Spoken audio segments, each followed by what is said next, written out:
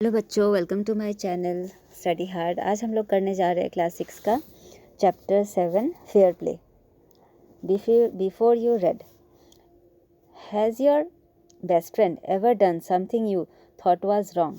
तो क्या आपके बेस्ट फ्रेंड ने कभी कुछ ऐसा किया है कि आपको ये लगा हो कि हाँ उसने गलत किया हो? What did you do then? फिर आपने क्या किया? डिड यू कीप क्वाइट और did you tell your friend what you thought? क्या आप चुपचाप रहे या फिर आपको क्या सही लगा क्या नहीं लगा या आपने अपने दोस्त से पूछा? Read this story about two friends who had to decide what was more important. तो ये स्टोरी इसी के बेसिस पे है कि जो दो दोस्त थे, उन दोनों के बीच में वो लोग डिसाइड करते हैं कि कुछ आपस में ऐसा कुछ होता है कि उन्हें डिसाइड करना पड़ जाता है कि फ्रेंडशिप ज़्यादा इम्पॉर्टेंट होता है या एनिमिटी, या फिर और a sense of what is right और रॉन्ग, या फिर क्या सही है क्या गलत है ये ज़्यादा इम्पॉर्टेंट होता है। ठीक है, तो चैप्टर यहाँ पे आपका स्टार्ट होता है। Fair play. Jumman Shaikh and Algu Chaudhary were good friends. Jumman Shaikh और अलगू चौधरी जो थे ये दोनों बहुत ही अच्छे दोस्त थे। So strong was their bond of friendship that when either of them went away from the village, other looked after his family. उनका फ्रेंडशिप का बॉन्ड इतना अच्छा था कि कोई एक जन अगर गांव से बाहर जाता था तो दूसरा जन अपने दोस्त की फैमिली का पूरा देखभाल करता था। लुक आफ्टर करना मतलब देखभाल करना। Both were greatly respected in the friend village. दोनों को मतलब गांव में जुम्मन शेख और अलगू को उनके दोस्ती के कारण गांव के लोग उनको बहुत रेस्पेक्ट करते थे। Jumman had an old aunt who had sum property. Jumman का एक ओल्ड आंट थी, असल में उसकी एक मतलब बूढ़ी मौसी थी। ये जो प्रेमचंद की जो स्टोरी है ना, जो असली वाली, उसमें ये फुल स्टोरी दिया हुआ है। उसमें हमें बताते हैं कि जुम्मन की जो एक आंट थी ना, वह उनकी मौसी थी, जिसके पास कुछ प्रॉपर्टी कुछ ज़मीन थे। This she transferred to him on the understanding that she would stay with him. तो जुम्मन की आंट जो थी वो बहुत बूढ़ी हो चली थी और उनके साथ देखभाल करने के लिए कोई नहीं था, तो इसलिए उसका आंट क्या करती है कि वो अपना प्रॉपर्टी पूरा जुम्मन के नाम पे करा देती है, और इस अंडरस्टैंडिंग के साथ कि वो अब उनके साथ ही रहेगी, जुम्मन के परिवार के साथ रहेगी और जुम्मन उसका पूरा देखभाल करेगा। Would stay with him and would look after her, और उसका देखभाल करेगा। The arrangement worked well for a couple of years. ये जो अरेंजमेंट हुआ स्टार्टिंग में, तो जुम्मन और उसका पत्नी को बहुत अच्छा लगा और करीबन 2 साल तक सब कुछ ठीक ठाक चला। देन द सिचुएशन चेंज्ड, मगर 2 साल के बाद धीरे धीरे सिचुएशन चेंज होने लगा। Jumman and his family were tired of the old relative. Jumman और उसकी पत्नी जो थी वो अपने ओल्ड रिलेटिव से बहुत थक चुके थे। मतलब अब उनको मतलब उनका बूढ़ी जो मौसी थी, अब वो लोग उनका देखभाल नहीं करना चाहते थे। Jumman became as indifferent to her as his wife. Jumman भी एकदम डिफरेंट हो चुका था अपनी, वो उसका पत्नी जिस तरह से ख़राब ट्रीट करती थी अपनी मौसी के साथ, तो वो जुम्मन भी धीरे धीरे बुरी तरह से ट्रीट करने लगा था अपनी मौसी के साथ। Jumman who grudged even the little food that the old lady wanted every day. और वो गुस्सा करती थी थोड़ा सा भी खाना, जो भी खाना। ग्रज्ड का मीनिंग यहाँ पे देखो दिया हुआ है, गेव अनविलिंगली, हाँ, felt angry unhappy about giving. ठीक है, तो वो थोड़ा, एक बूढ़ी औरत को कितना खाना चाहिए होगा, ठीक है, तो थोड़ा सा खाना वो मांगती थी, तो इसके लिए भी उसका वो जो वाइफ थी वो बहुत गुस्सा करती थी, ग्रज करती थी। Even the little food at the old lady, जितना थोड़ा सा खाना उस लेडी को रोज चाहिए था, इसके लिए भी वो बहुत ग्रज मतलब बहुत गुस्सा करती थी देने में, जुम्मन की wife. She swallowed these insults along with her food for a few months। वो ये सारे जो इंसल्ट्स को खाना के साथ साथ वो swallow करना मतलब निगल जाना होता है, मगर यहाँ पे इस swallow का मतलब आपका है कि बर्दाश्त करती थी कुछ दिनों तक। तो वो जो ओल्ड आंट थी उनके सारे बातों को वो मतलब ये कर रही थी, मतलब बर्दाश्त कर रही थी कुछ दिनों तक। उसकी जो आंट है बहुत ही पेशेंट के साथ कुछ दिन तो पेशेंस रखा उसने, मतलब धैर्य के साथ कुछ दिन तो वो अपना खाना खाती रही और किसी को कुछ नहीं बोलती थी। मगर पेशेंस हैज़ इट्स लिमिट, मगर धैर्य का भी कोई लिमिट होता है, सीमा होता है। अगर कोई हमेशा किसी के साथ बुरा ट्रीट करते रहे तो वो हमेशा तो चुप नहीं रह सकता। तो इस तरह से वो एक दिन बहुत उनकी आंट भी एक दिन बहुत ज़्यादा गुस्से हो गई। तो ये देखिए आप लोग का ये पिक्चर में दिया हुआ है, उनकी आंट है और ये जुम्मन है और इधर इनकी वाइफ है, ठीक है।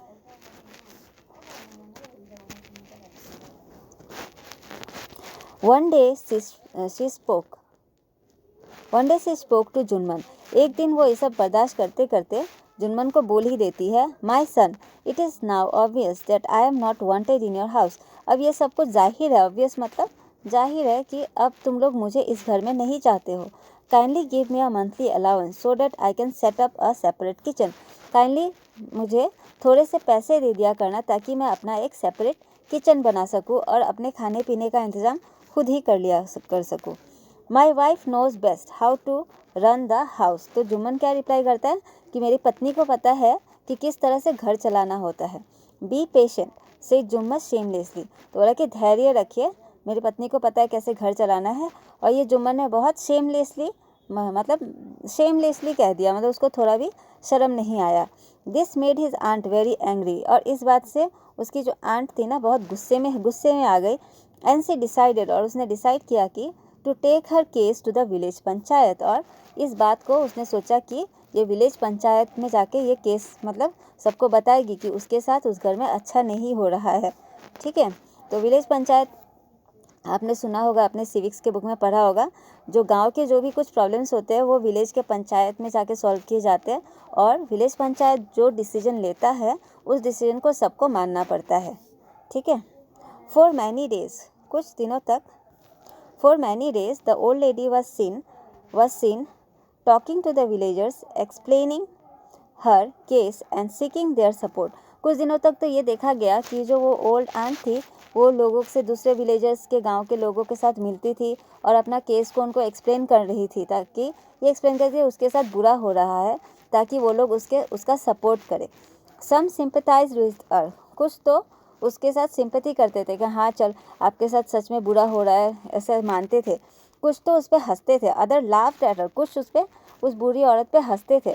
एंड फ्यू अदर्स एडवाइस, और कुछ तो ऐसे भी थे कि वो लोग एडवाइस करते थे कि नहीं, advise her to make it up with her nephew. बोले कि नहीं, आप अपने निफ्यू और उसके पत्नी के साथ, जो आपके जो ये है भतीजा है और उसका जो पत्नी है उसके साथ आप मिल बांट के जैसे भी करके अपना घर चला लो।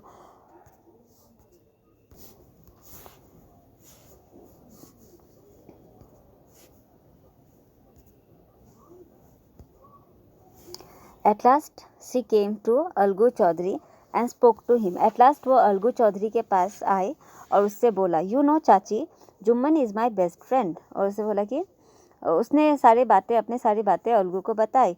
फिर अलगू मतलब पंचायत का एक मेंबर था।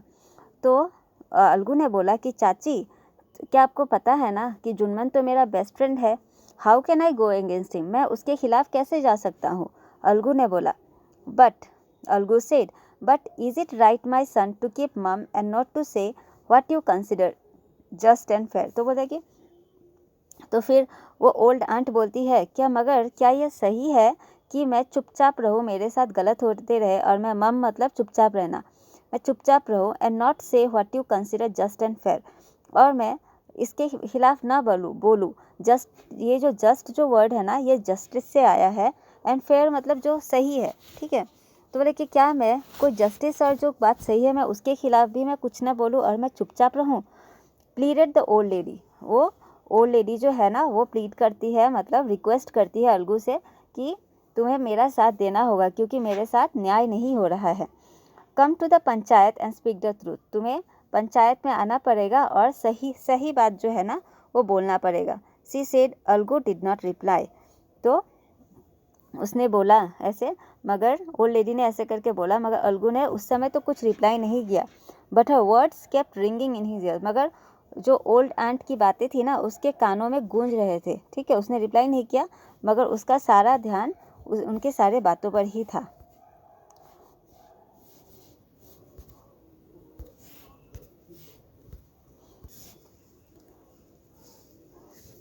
The panchayat was held the same evening under the old banyan tree.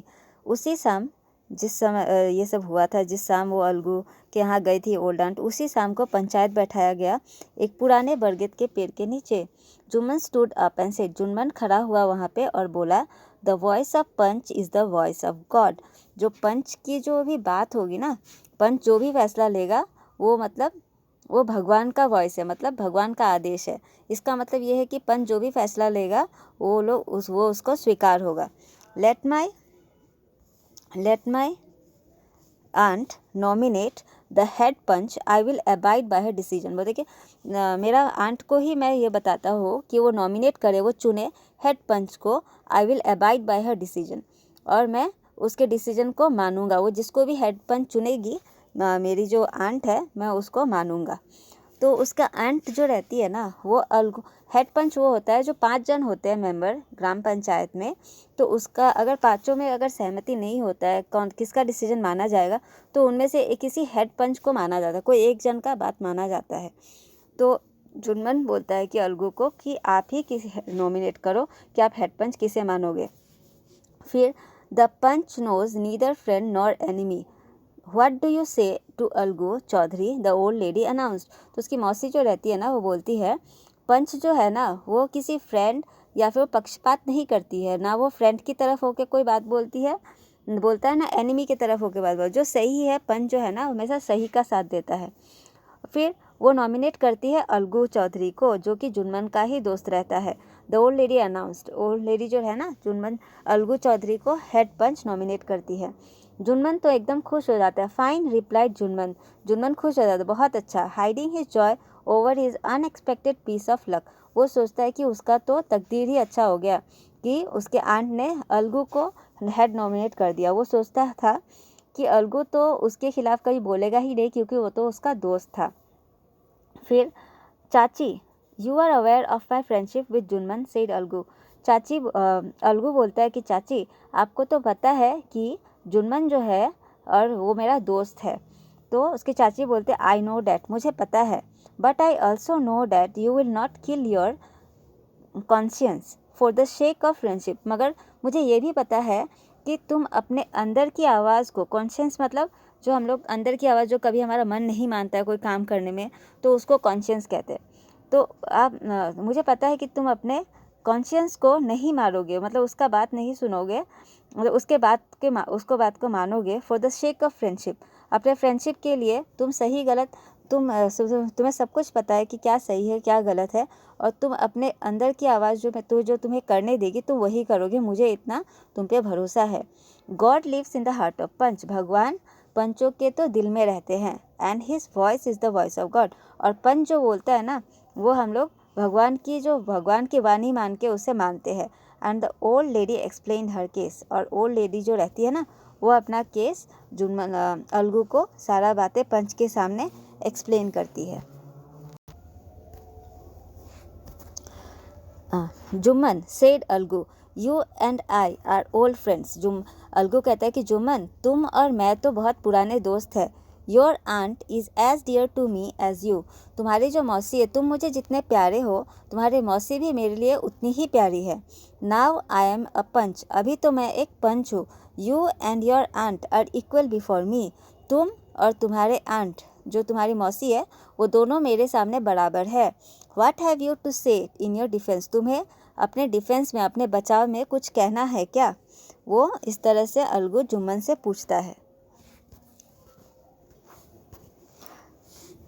3 years ago began Jumman, Jumman कहता है कि 3 साल पहले my aunt transferred her property to me, मेरी जो आंट है उसने अपनी सारी प्रॉपर्टी मेरे नाम पे ट्रांसफ़र कर दी थी। I promise to support her as long as she lived, और मैंने भी प्रॉमिस किया था, ये वादा किया था कि जब तक वो जिएगी तब तक मैं उसका ख्याल रखूँगा। I have done all I could, जो कुछ मुझसे बल पड़ा मैंने सब कुछ किया।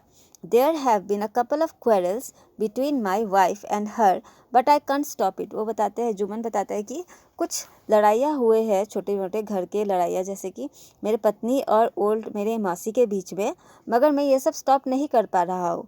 Now my aunt is claiming a monthly allowance for me. This is not possible. That's all I have to say. और वो बोलता है कि अब मेरे ये सब लड़ाइयाँ होने के बाद में अब मेरी आंट अब मुझसे मंथली अलाउंस मांग रही है, कुछ पैसे मांग रही है, जो कि ये मेरे लिए पॉसिबल नहीं है, दिस इज़ नॉट पॉसिबल। और यही that is all I have to say. अब बस इतना ही मुझे कहना है अपने डिफेंस में। Jumman was cross examined by Algu and others. Jumman को क्रॉस एग्जामाइन किया गया, मतलब अलगू ने उसको कुछ क्वेश्चंस पूछे कि क्या ये सब जो बातें सारे सही है, और जो बाकी पंच के लोग थे उन लोगों ने उसको क्रॉस एग्जामाइन किया, बार बार उलट फेर करके कुछ क्वेश्चंस पूछे। तो मतलब उन लोगों के घर में जो कुछ भी उसके आंट ने और अलगू ने जो कुछ भी बोला, जुम्मन में जो कुछ बोला, क्या ये सब कुछ सही है, तो उसको क्रॉस एग्जामाइन करके पता किया। देन अलगू अनाउंस्ड, फिर अलगू ने अनाउंस किया, we have gone into the matter carefully. हम लोग इस बात के ऊपर, इस मैटर के ऊपर हम लोग अच्छे से विचार विमर्श किया, हम लोगों ने अच्छे से सोच विचार किया। इन आवर ओपिनियन, अलगू कहता है कि हमारे ओपिनियन, हमारी राय से, हमारे हिसाब से Jumman must pay his, Jumman को पे करना चाहिए his aunt a monthly allowance, उसके आंट को एक मंथली अलाउंस पे करना चाहिए। और else the property goes back to her, अगर जुम्मन उसको मंथली अलाउंस कुछ पैसे नहीं देगा हर मंथ, तो वो प्रॉपर्टी फिर से उसके आंट के नाम में कर दी जाएगी। Now the two friends were seldom seen together. अब ये जो दोनों दोस्त थे, सेल्डम मतलब कभी कभार, अब ये दोनों दोस्त जो कभी कभार ही एक साथ दिखाई देते थे। The bond of friendship between them was broken, उनके बीच की जो दोस्ती थी वो टूट चुकी थी इस केस के बाद। In fact Jumman was Algu's enemy, in fact अब क्या हो गया, जुम्मन जो था वो अलगू का एनिमी बन चुका था। एंड वांटेड हिज रिवेंज, और वो अलगू से रिवेंज का मतलब होता है बदला, वो रिवेंज लेना चाहता था अलगू से। यहाँ आपका पार्ट 3 स्टार्ट होता है। डेज पास, दिन इस तरह से बीतते गए। And as ill luck would have it, और इल लक मतलब ऐसा मान लो, इल लक मतलब खराब लक की तरह, it Algu Chaudhary found himself in a tight spot, Algu Chaudhary अपने आप को एक बहुत ही टाइट स्पॉट मतलब मुश्किल सिचुएशन में अपने आप को पाता है। क्या होता है यहाँ देखते हैं। One of his fine pair of bullock died, उसका एक बैलों का जोड़ा था, उसमें से एक बुलॉक मर जाता है, फिर उसमें से जो और एक बचता है वो क्या करता है, and he sold the other to Samjhu Sahu a cart driver of the village, बैलगाड़ी चलाने वाले को, उस गांव के एक बैलगाड़ी चलाने वाला था जिसका नाम था समझू साहू, उसको अलगू अपना एक जो बचा हुआ जो बैल था उसको वो बेच देता है।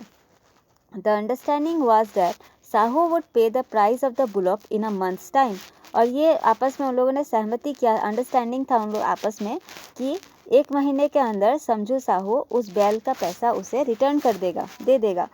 It so happened that the bullock died with in a month, मगर ऐसा हुआ कि जो बैल अलगू ने समझू साहू को बेचा था वो 1 ही महीने के अंदर मर जाती है। Several months after the bullocks death, और मतलब बुलॉक का मरने का कुछ बहुत महीने गुजर गए। अलगू को फिर याद आया कि साहू ने तो उसे पैसे दिए ही नहीं है। अलगू याद दिलाता है साहू को of the money he hadn't yet paid, जो पैसा कि उसने अभी तक पे नहीं किया। Sahu got very annoyed, Sahu बहुत तंग आ जाता है और बहुत गुस्सा होता है। वो कहता है आई कांट पे यू अ पेनी, मैं एक पैसा भी नहीं दे सकता। For the ratchet beast you sold me, ratchet मतलब होता है मनहूस, ये जो मनहूस, बीस्ट मतलब जानवर जो तुमने मुझे बेचा, मैं उसके लिए तुम्हें एक पैसे भी नहीं दे सकता। He bought us nothing but रूइन, वो जो बैल था वो हमारे लिए कुछ नहीं लाया, हमारे लिए कुछ भी हेल्पफुल नहीं लाया, बट रूइन बस बर्बादी ही लाया। रूइन का मतलब होता है बर्बादी। आई हैव अ बुलॉक, और साहू कहते हैं कि मेरे पास एक बुलॉक है, तुम अगर चाहो use it for a month, तो 1 महीने के लिए यूज़ कर लो, and then return it to me, जबकि मैंने तुम्हारा बुलॉक एक महीने के लिए यूज़ किया, तो तुम भी मेरा बुलॉक जो है 1 महीने के लिए यूज़ करो और फिर मुझे रिटर्न कर दो। No money for the dead bullock, और जो मरे हुए बुलॉक के लिए कोई पैसा तुम्हें मैं नहीं दे सकता हूँ। फिर no money for the dead bullock, he said angrily, वो गुस्से से बोलता है, साहू बहुत गुस्से से उसे बोलता है। Algu decided to refer the case to the panchayat, Algu ने फिर डिसाइड किया कि ये जो केस है वो पंचायत को बताना पड़ेगा। For a second time in a few months, कुछ ही समय में फॉर अ सेकेंड टाइम, फिर से दूसरी बार के लिए कुछ ही महीनों में, प्रिपरेशंस बिठाए गए कि पंचायत बैठने के लिए, फिर से पंचायत को बैठाना पड़ेगा। And both the parties started meeting people seeking their support, और दोनों पार्टीज, अलगू और जो समझू साहू था, वो दोनों मिलके लोगों से मिलने लगे ताकि लोगों का सपोर्ट उन्हें मिल सके। ठीक है, फिर आगे the panchayat was held under the old banyan tree. Panchayat उसी पुराने बरगद के पेड़ के नीचे बैठा। अलगू स्टूड अप, अलगू खड़ा हुआ, एंड सेड, और बोला, the voice of the panch is the voice of the God. जो पंच का जो वॉइस है, जो वाणी है, वो भगवान का वाणी है। Let Sahu nominate the head panch, और जो साहू है, अब मैं साहू को ये करता हूँ कि साहू ही नॉमिनेट करे, चुने अपने हेड पंच को। आई will abide by his decision, उसका जो भी डिसीजन होगा मैं मानूंगा। ठीक है। Sahu saw his chance and propose, Sahu ने मौके का फ़ायदा उठाया, and propose the name of Jumman, और उसने हेड पंच की जगह जुम्मन का नाम लिया कि जुम्मन को हेड पंच होना चाहिए। अलगूज हार्ट सैंक, सैंक का मतलब होता है डूबना। अलगू का हार्ट मतलब दिल जो है ना, बैठ गया। एंड ही टर्न पेल, और वो एकदम पीला पड़ गया, मतलब बहुत वो डर गया। But what he could do, मगर अब वो क्या कर सकता था, अब वो कुछ नहीं कर सकता था। The moment Jumman became head panch, जिस समय जुम्मन हेड पंच बना, ही रियलाइज्ड हिज रेस्पॉन्सिबिलिटी, उसको अपनी सारी रेस्पॉन्सिबिलिटी, उसकी जिम्मेदारी उसे समझ में आई। एज अ जज उसे समझ में आया। हेड पंच बनने के साथ साथ जुम्मन को ये रियलाइज़ हुआ कि एक जज का क्या रेस्पॉन्सिबिलिटी होता है, क्या जिम्मेदारी होती है। And the dignity of the office, और वो जिस पोजीशन में बैठा है, डिग्निटी मतलब उस पोस्ट का क्या वैल्यू है, वो अब वो हेड पंच था। हेड पंच का जो पोस्ट का जो गरिमा है, मतलब डिग्निटी, हाँ, उसका क्या वैल्यू है, अब उसे सब कुछ समझ में आने लगा था। Could he seated in that place, वो सोचता है कि क्या वो इतने बड़े प्लेस पे बैठ के हैव हिज रिवेंज नाउ, क्या वो वहाँ पे उस बड़े प्लेस पे बैठ के अब वो उससे रिवेंज ले, हाँ, उसे बदला लेने की सोचे अलगू से। ही थॉट एंड थॉट, वो इस बारे में सोचता ही रहा। हाँ, नो ही मस्ट नॉट, फिर वो अपने मन से सोचता है, नहीं, उसे ऐसा नहीं करना चाहिए। No he must not allow his personal feelings, वो सोचता है कि नहीं, उसे अपने पर्सनल फीलिंग्स को अलाउ नहीं करना चाहिए। कहाँ पे, to come in the way of speaking the truth and doing justice, और कहाँ नहीं करना चाहिए कि उसके पर्सनल फीलिंग्स को कहाँ नहीं आने देना चाहिए कि वो यहाँ पे भी आके अलगू से बदला ले, कि उसे अब एहसास हो गया था कि उसे सच्चाई बोलना है और उसे जस्टिस करना है, उसके बीच में वो बदला लेने के बारे में अब वो नहीं सोच सकता है। Both Algu and Sahu stated their cases, दोनों अलगू और साहू ने अपने केसेस पंच के सामने रखे, अपनी बातें पंच के सामने रखे। दे वेर क्रॉस एग्जामाइंड, उनको बहुत सारे क्वेश्चंस पूछे गए, बाकी पंचों ने क्वेश्चंस पूछे। And the case was considered deeply, और इस केस को डीपली गहराई से समझा गया। देन जुम्मन स्टूड अप, इस समझने के बाद वह जुम्मन खड़ा हुआ। एंड अनाउंस्ड, और उसने अनाउंस किया, इट इज़ आवर ओपिनियन, ये हमारा ओपिनियन है कि that Sahu should pay Algu the price of the bullock, की साहू को अलगू को पैसे देने होंगे बुलॉक के। ठीक है, वो तो मना कर रहा था देने से, मगर जुम्मन कहता है कि साहू को जो बुलॉक के पैसे थे वो अलगू को देने पड़ेंगे। When Sahu bought the bullock, जब साहू ने बुलॉक खरीदा था अलगू से, it suffered from no disability, उस बुलॉक को कोई डिसेबिलिटी नहीं था, ऐसा नहीं था कि उसका कोई पाँव खराब था, ना ही उसे कोई डिसीज़ था, उसे कोई बीमारी भी नहीं थी। The death of the bullock was unfortunate, वो जो बुलॉक मरा था ये अनफॉर्चुनेट था। अनफॉर्चुनेट मतलब आप कह सकते हो कि उसकी बुलॉक का बदनसीबी था। ठीक है, उसका खराब लक था कि वो मर गया, उसे कोई बीमारी नहीं थी। But Algu can not be blame for it, और ये जो बुलॉक मरा 1 महीने के बाद में, तो इसके लिए अलगू को ब्लेम नहीं किया जा सकता, क्योंकि अलगू ने जब दिया था तब उसका बुलॉक एकदम बिल्कुल ठीक ठाक था। Algu could not contain his feelings, Algu अपने फीलिंग्स को मतलब नहीं दबा सका। ठीक है, अलगू एकदम खुश हो गया। ऐसे तो वो तो बहुत डर गया था ना, उसे लगा था कि जुम्मन अब उसका बदला लेगा पिछले पंचायत के कारण, क्योंकि वो तो अब जुम्मन उसका एनिमी बन चुका था, मगर वो बहुत खुश हो गया। ही स्टूड अप, वो खड़ा हुआ और ज़ोर ज़ोर से चिल्लाने लगा, ओवर एंड ओवर अगेन, उसने कहा विक्ट्री टू द पंचायत, कि पंचायत की जीत हुई है, दिस इज जस्टिस, यही न्याय है। God lives in the voice of panch, सच में मतलब पंच की वाणी में भगवान वास करते हैं। Soon after Jumman came to Algu, तभी जुम्मन अलगू के पास आया और अलगू के पास आया, एम्ब्रेस्ड हिम, उसे गले लगाया और कहा सिंस द लास्ट पंचायत से I had become your enemy, मैं तुम्हारा एनिमी बन चुका था। टुडे आई रियलाइज्ड, आज मैंने रियलाइज़ किया कि what it mean to be a panch, एक पंच होने का क्या मतलब होता है। A panch has no friend nor enemy, एक पंच का कोई दोस्त नहीं होता, कोई एनिमी नहीं होता।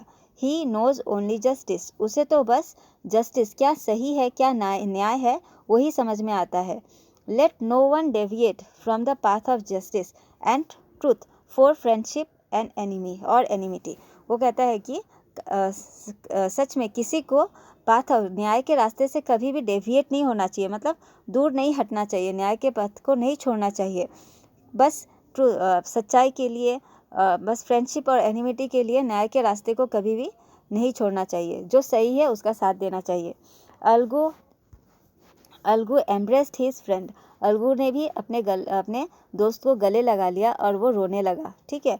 And his tears washed away all the dirt, और वो रोने लगा और उसके आंसुओं से सारे डर्ट, जो भी धूल थे ऑफ मिसअंडरस्टैंडिंग, उन दोनों के बीच में जो मिसअंडरस्टैंडिंग हो गया था वो सारे धुल गए और वो फिर से वो दोनों दोस्त बन गए। ये चैप्टर आपका लिखा है प्रेमचंद जी ने।